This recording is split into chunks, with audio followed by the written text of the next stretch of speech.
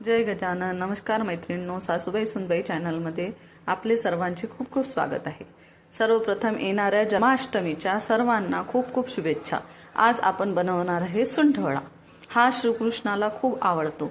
तर त्यासाठी लागणारे हे साहित्य, त्यासाठी आधी आपण सुंठ घेतलं, किसलेलं खोबरं आणि काजू, तीळ, साखर, बदाम, वेलची, मिरे, लवंग आणि त्यासोबत आपण घेतलेला आहे ओवा आणि खारीक आहे. त्याचे तुकडे करून घेतले कारण मिक्सरमध्ये ते नीट बारीक होत नाही लवकर, म्हणून. कारण मोठे तुकडे असले तर मिक्सरला प्रॉब्लेम येतो.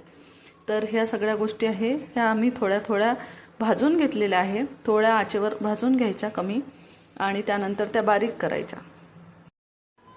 बघा मैत्रिणींनो, अशा प्रकारे मी सुंठवडा बारीक करून घेतलेला आहे. सुंदर असा कलर आलेला आहे आणि त्यामध्ये मी तुळशीचं पान ठेवलेलं आहे, जे की प्रसादामध्ये ठेवतात.